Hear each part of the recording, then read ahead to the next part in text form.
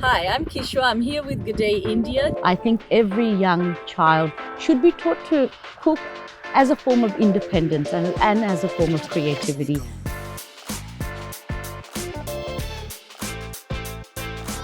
And we don't see a lot of female South Asian chefs on television. And it makes you a fighter. So I think MasterChef definitely made me stronger. My MasterChef journey started about this time last year. So it's actually a very long journey. All in all, it's about 6 or 7 months. So my son led me to that. My son is interested in cooking, and it's something that we do together as a family, even with my daughter, who's 5 now. And he said, "Mum, you should really apply for MasterChef." And I really never thought of putting myself on such a public arena and doing that, but showing him and at his insistence, I thought, okay, I've got to give it a shot, and I've got to do this also to set an example for my son and my daughter to say, hey, this, our food is very good and it should be shared. And a year later, we're here, and I had a really fantastic journey in MasterChef, making it all the way to the finale. And it's been really wonderful, the journey in MasterChef and also the journey I've had since I've left MasterChef. Can you tell me the best thing you learned as a MasterChef contestant? I went in there thinking, I've already had a really good life and I know where I am with my family and my career and my kids. MasterChef sort of stripped all of that away and made me revisit who I am without all of that, without any bars. It makes you very vulnerable. It makes you really have to know yourself and know your strengths and know your weaknesses. And it makes you a fighter. So I think MasterChef definitely made me stronger and taught me a lot about myself that I didn't expect to find out at this age. So tell us what was going through you during the MasterChef journey. Yeah, I think the run in MasterChef itself it's a long run. So it's a long stretch. It's one of those things. But also the other part of it is how physical it is. It's very long days. We get up very early. We shoot till late at night. And my greatest hurdle to overcome was being away from my family, being away from my kids, learning that my kids are okay and how capable my husband, my mum, my dad, my tribe, my sisters, my friends, how much they love me to let me do this for myself and take care of my ecosystem without me. So it really taught me about the strength of my family, and it taught me, how strong I was on the inside. And I think that my biggest hurdle was being away from my family. Could you tell us what was going through you during the finals of the MasterChef? Yeah, I think the finals was very surreal. It's something that all of us, when we apply, even all my fellow contestants, no one really thinks that they're going to get in, or that you're really going to be there. It's so larger than life, MasterChef itself being there in that kitchen where so many huge food personalities have been before, and so many people I look up to in the industry have come through MasterChef. So being a part of that in itself is surreal. And then going on and then being in the finales it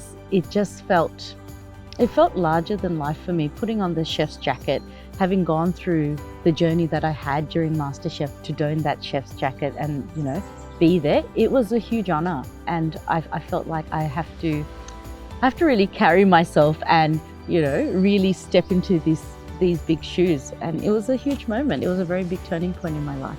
So how was the experience introducing Bengali food to Australia? It was amazing. It was absolutely, and you can see it in my journey on MasterChef that it was an emotional experience as well. I think one of the very early conversations I had with the judges that didn't come on air is that you don't see people like me on television cooking this food, even though we've seen, it's not that people don't celebrate and love South Asian cuisine or Indian regional cuisine.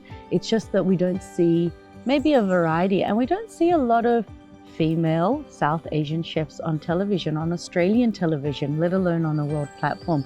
So when you have someone like me doing this for the first time and saying, this is authentically what we eat at home, and sharing that, I think it felt surreal, but it felt like it was a long time coming. How has life changed post MasterChef? Post MasterChef, the first thing I did is I really wanted to get into a kitchen and be trained by the greats. And I think that was the biggest thing I'd say MasterChef gave me, that platform into Chef Yomo's kitchen, into Ishizuka. It was a really important step for me to take my food further and to really get into this industry and understand it at this level. Chef Yomo was an incredible mentor and he's an incredible chef. And to be given the opportunity to train under him in his kitchen, to me was a huge thing coming out of MasterChef. And then I think post that, it was also the collaborations that I get to do, the things that I couldn't have imagined coming into this industry 1 year in, and then collaborating with restaurants like Tonka or brands like Cargo Crew and Dilma, and then sending my food out into the world. At the moment, we've just finished a campaign with the UN World Food Programme. So for them to come out and reach out to me and say, Kishwa, you know, you have this voice, you have this platform, people will listen to you, this is what we're working on, and we're working on another campaign right now. So it's amazing to be a part of that, to be a part of the industry, to have a voice, and then use my platform for things that I believe in. What does cooking mean to you, Kishwa? The cooking that means the most to me is when I'm at home with my kids.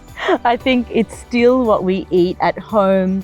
If Abu wants to eat something or Mika wants to eat something, I think at the very heart of it, what it is what makes us happy, what makes us comfortable, what brings us joy. We're here today. I got up this morning and baked this. So I think at the very heart of it, cooking still, to me, sparks a lot of joy. So where can we find Kishwa's menu? So right now, in a couple of weeks, my menu will go back on Tonka because we locked down in Melbourne and we weren't able to have our collaboration in August. Hopefully throughout November, you'll be able to find my menu in Tonka. I'll be going back there. After that, I have a few more things that are releasing. I've got an exciting gelato flavors that I'll be releasing with Boca. So when it's a little bit warmer in a couple of weeks, I'll be heading over there, and I have 3 really exciting flavors that you can come and try. That's in Ivanhoe. And then after that, I have a few more goods that I've been working on that will be released in 2022, and a few more things for Christmas. So there's a few places to access it, and I'll be sharing all of that on my social media, and I think that's the best place to keep track of where I'm doing and where I'm cooking. Can you tell us, how do you keep your family life and all of a sudden surge in the commitments you have, a balance between the both? I think we've all juggled, especially as a mum, I think we've all really had to dig deep and juggle during lockdown, because it wasn't just family and work life, it sort of became family and work life, but our home became our homeschool, home office. It really got quite crazy, I think, because we kept yo-yoing in and out of lockdown.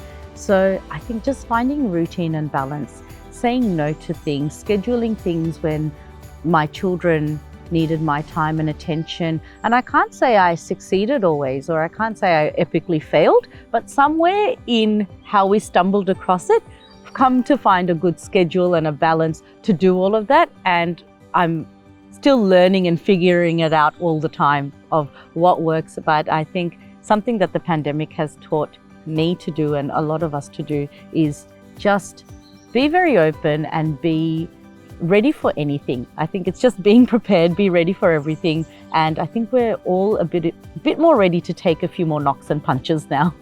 Kishwa, what is the next 5 years for you? Right now, the one thing, I'm still in the whirlwind of post MasterChef. So I have a lot of, I guess, exciting projects, and I get to come on and, you know, cook on TV or come and do interviews like this and have collaborations. I think something that I see for myself and that I want is to have my book. That's always been very core to what I came to do. It's very core to why I stepped foot into this world.